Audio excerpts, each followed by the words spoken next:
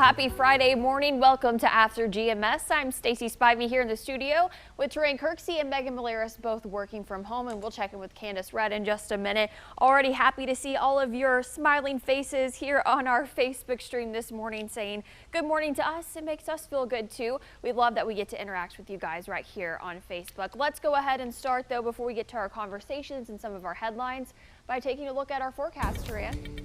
All right, today we'll see another chance of scattered showers and storms. And just like yesterday, although it's not going to rain everywhere, where the storms do develop, they certainly can produce locally heavy rainfall that could lead to flash flooding. So we'll have to keep a close eye on radar trends through the afternoon on into the evening. Chief Meteorologist Tim Buckley will have you covered this evening. High temperatures today thanks to the extra cloud cover around in the mid 80s. But then as we go through the weekend, the rain chance goes down, which will allow our temperatures to go back up into the upper 80s to low 90s. So again, if you do have outdoor plans this weekend, just keep an eye to the sky just in case you end up under one of those stray showers or storms. But most of us will stay dry. And then as we go on into next week, temperatures will stay fairly warm and our rain chance will creep up just a little bit. That's a quick look at your 7-day forecast. Well, now let's get to our first conversation this morning. Street dining is becoming more popular across the country these days, and this trend has already hit the Triad. Tonight, businesses in downtown Greensboro are taking their tables to the street to offer a safer way to enjoy meals. So let us know what kind of dining that you are comfortable with at this time. Do you prefer indoor or outdoor, or would you rather get takeout instead? Or maybe you're just not eating out at all and just spending more time at home. You can go ahead and sound off, comment below on this live stream and let us know what you are doing right now. And I will tell you more about this open streets dining concept. So today, downtown Greensboro will begin a weekend of open streets. That means restaurants will take to the road and shoppers to the sidewalks. So starting at 6 o'clock tonight, you won't be able to drive down Elm Street in Greensboro. It will be foot traffic only from Lewis to Market Street. But if you can't make it tonight, don't worry. You can try it out tomorrow from noon until 9. Organizers say they plan to do this every Friday and Saturday this month with the potential to extend if it is successful. So a lot of people are already weighing in on how they've been eating out lately, if they have been choosing to. My husband and I have gone to several restaurants, but we've been sitting outdoors. We just feel more comfortable doing that at this time.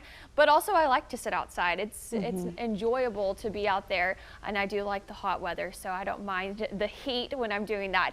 And we've been doing a lot more takeout lately, it seems like. But I'll start with you, Taran. What have you and your wife been doing? We've always been big on eating outside anyway, so we just kind of usually waffle between sitting outside if it's available at whatever restaurant we go to, or just doing takeout, and 8 times out of 10 eating outside in our backyard on our deck. So just kind of bouncing between the two of those we're most comfortable with. But even when we do sit inside, all the restaurants that we've been to have done a great job of socially distancing the tables and exercise all the precautions that need to be done right now. And Megan, you said you've seen the same thing at the restaurants that you've been to, right? Oh yeah, we have about 4 restaurants that we keep in circulation. These restaurants are close to our house because, as I mentioned on the Good Morning Show, when you have a baby, you need to stay close to home pretty much in case you have to run back if the baby does not tolerate the restaurant life very well. Christian's pretty good though. He sits in his stroller by our table and is totally well behaved for the most part. But these restaurants that we feel comfortable at have very large patios. The tables are distanced way more than 6 feet. The servers all are wearing masks, and even at one restaurant experience recently, the server sanitized my credit card before giving it back to me, and then had a pen that had already been disinfected as well. So I thought that restaurant went above and beyond, and we definitely will be back to give them our business again. I don't feel so comfortable dining inside yet, especially with the baby, although my husband got takeout tacos last night for us, and he had said that when he was in there picking up the food, he noticed that the tables were really well spaced. There was not a large crowd in there by any means, and he thought maybe in the near future it might be okay if we wanted to try that. I'm just not there yet. I saw something very interesting what a restaurant was doing. I thought it was such a great idea because sometimes it's you don't want to handle the menus, and I mean a lot of them disinfect them, or they have the ones that aren't reusable, but this restaurant was doing the QR code on a piece of paper, And all you would do is take your phone and place it on that and, snap a photo of it, and would pull up a website to go look at their menu. So I thought that that was a really great idea. You're not wasting paper, and you're also not having to extra sanitize, everything. And everything's on your phone, so that's all you have to touch. So Bobby said he is sticking with takeout. George said he's been out to eat several times since dining opened back up. Jason says he's comfortable with eating inside. The restaurants that he's been to have done an extremely good job with social distancing.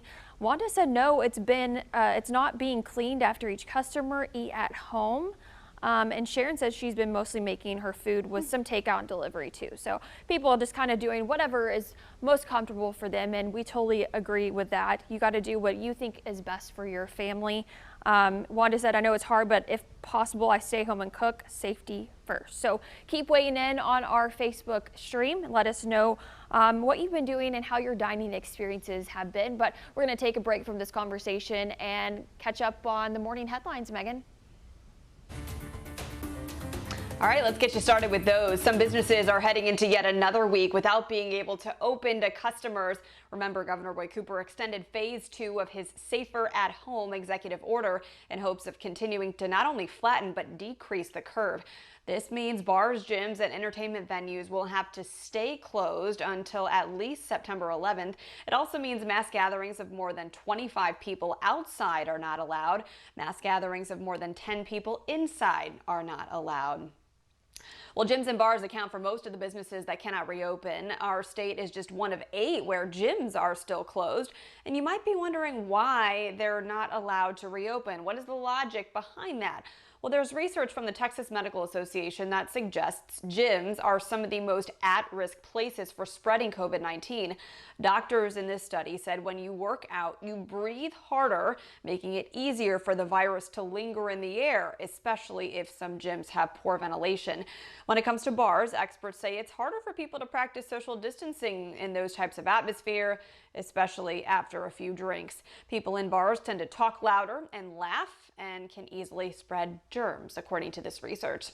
Well, gyms are supposed to stay closed during phase 2, but why have you noticed some of them open? This was a huge source of conversation on After GMS yesterday. Turns out there's a bit of a loophole. There's a letter from the Attorney General saying gyms are allowed to reopen for people prescribed exercise by a medical professional. So many gyms have reopened under that reasoning. Gold's Gym says by law it is not allowed to ask people whether they've been ordered to exercise by a doctor.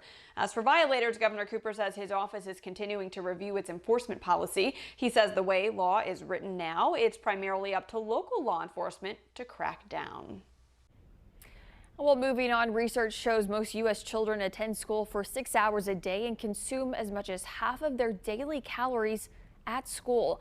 Well, now due to COVID-19, the majority of students will be eating at home. And WFMY News 2's Candace Red shares advice to help keep their diets on the right track. Research shows healthy eating is important for a proper growth and development for children. It can also help prevent certain health problems. Now, when it comes to preparing back-to-school meals, you should avoid empty calories from unhealthy sources. That includes soda, sugary fruit drinks, dairy desserts, pizza, and more. Well, health experts recommend a healthy eating pattern with a variety of fruits and vegetables. Children should also eat whole grains, fat-free and low-fat dairy products, and a variety of protein foods. Now, drinking water can also improve cognitive function in children, which is important for learning as well. By the way, breakfast is one of the most important meals of the day. Studies show people who eat breakfast have higher intakes of dietary fiber, B vitamins, calcium, iron, and other nutrients. Well, here's Chef Najai Dickerson with the American Heart Association. If you can find ways to not give them a bunch of things that's prepackaged, that's going to help you tremendously. So most of the food that children eat should go bad if you will leave it out overnight. And if you're giving them food that won't go bad, if you leave it out overnight, then that's some things you might want to dial back on. As a parent, you might want to also monitor food portions and serving sizes for your children. But for more tips on that, all you have to do is visit our website. That's WFMYnews2.com. Candace, thank you. So let's move on to our next conversation. I think you'll find this one pretty interesting. So this school year, students are learning from the comfort of their homes instead of in a classroom for the most part. We all know sometimes being at home gives the mental cue to dress down and relax, but how relaxed should the dress code be? Should kids be able to show up in their PJs, or does that even matter at all? I would love to hear what people have to say about this, so please go ahead and comment on our Facebook stream as we talk about it this morning. Taran, I'm going to start with you. PJs, yes or no? Well, my funny comment is, I'm wearing pajamas right now. I just have a dress shirt on. But if we're being honest, but I will say this, and I'm trying not to get too serious, but in general, I think that some dress codes are problematic anyway. If you look at kind of a bigger view of things here, in many cases, the people that are making the dress codes are not familiar with the cultures of the kids that they are making the dress codes for. There have been many examples of children that in many cases, or not many cases, in some cases haven't been allowed to walk at graduation because of the length of the hair or the way that they've done their hairstyle. If they want to have locks or dreads, or if they want to braid their hair, they might not be allowed to walk because of that. And I have a big problem with things of that nature. And also, even in corporate America, there have been many situations where African American women have not had the opportunities that they should because of maybe the way that they want to do their hair, and there's a problem with that just inherently. So I do have some issues with just the way some dress codes are made in general. Now, as far as kids at home, I guess you could say, hey, maybe they need to wear some type of, some semblance of the clothing that they would wear if they're going to school.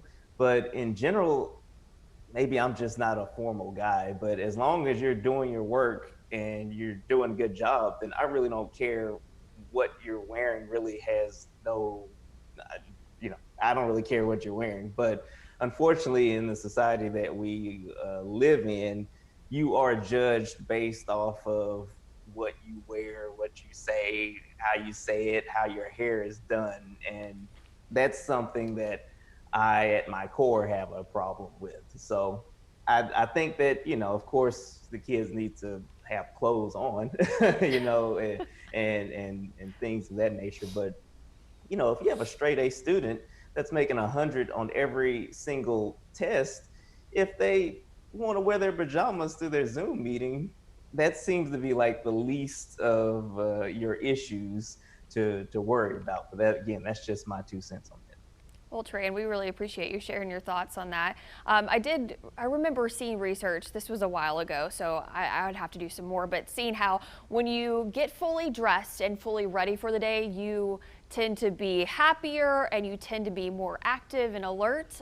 So maybe that's a reason why they may be wanting to make sure that kids get up and get ready for the day and put on whatever, like typical school clothes. I probably wouldn't have a problem with them being in their PJs as long as they are present and paying attention and doing the work that they need.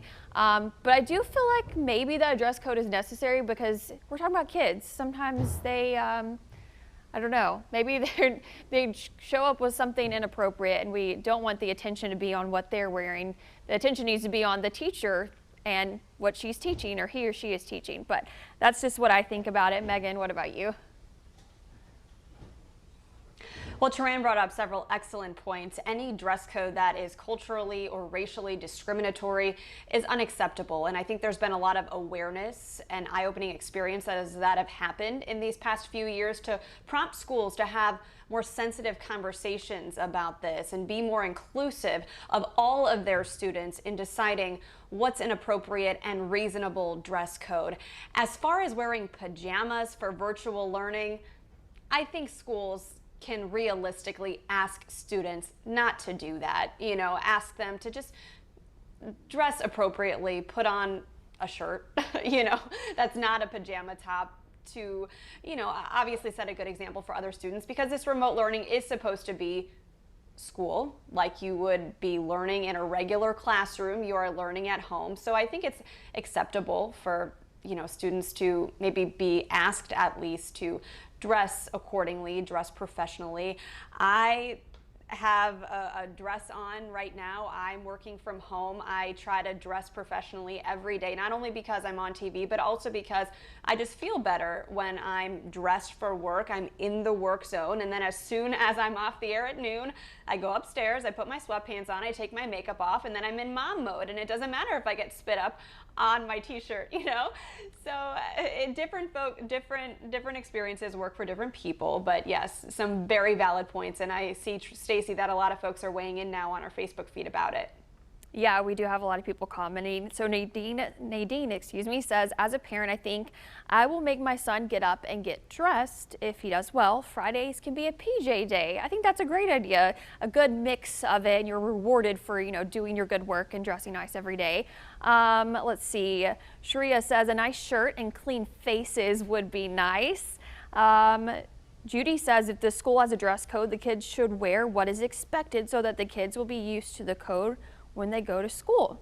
I think that's great too. So a lot of people have good points there, and honestly, I don't see a problem with, they can just wear a t-shirt. They're still acceptable and comfortable, and hey, just as long as they get their work done, and that they're participating, I think is going to be the utmost important part about all of this. But keep weighing in, telling us what you think about this. Let's take a break and take a look at the forecast, Tran. All right, let's get to it really quickly here. We'll see scattered showers and storms again as we go through the day today. And just like yesterday, it's not going to rain everywhere, but where the storms do develop, they could produce some locally heavy rainfall that could lead to flash flooding. So just stay weather aware. Chief Meteorologist Tim Buckley will be watching things for you this evening. High temperatures today only in the mid 80s, thanks to the extra cloud cover around that we'll see from time to time today.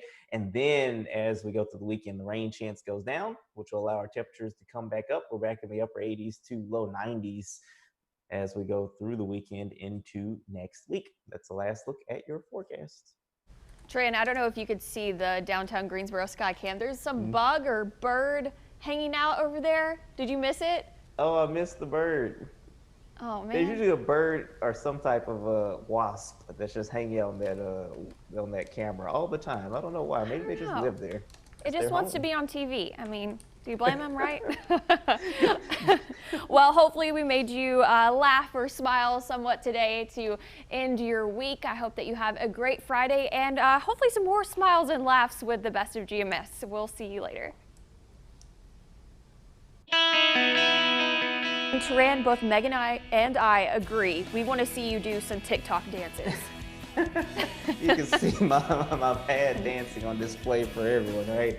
We'll see. I might see if I can figure out how to work the thing. I might do that one of these days. Why is there a cow on your roof? Why is there not? I have to say, I loved watching Megan's face during this story because it was just one look of shock after another. That cow up there. Oh no. Anyway, moving on. We'll be right back. I'm done. Bye, Megan. 5 more weeks of phase 2. Americans are using food to help them cope with the stress of the coronavirus pandemic. I have definitely grabbed the ice cream way too many times during this pandemic, and it shows. But hey, it's fine. It's been happening to the best of us. Megan, what kind of sweet treats have you been going to? My weakness is Doritos. I tell my husband not to buy them, but somehow they end up in our pantry. Of course. Who's the one eating them? Me. So, okay, I know this is unpopular opinion, but I don't like hot Cheetos. I don't know. I like regular Cheetos. Fran's shaking his head at me. I would eat the regular, like, Cheeto flavored mac and cheese, but when it comes to the hot ones, like the Flamin' Hot, no. Tran, you disagree, don't you? Yeah, I mean, that's the best one. The Flamin' Hot Cheetos and like a soda. Like, that's the breakfast, lunch, dinner, and dessert of champions right there.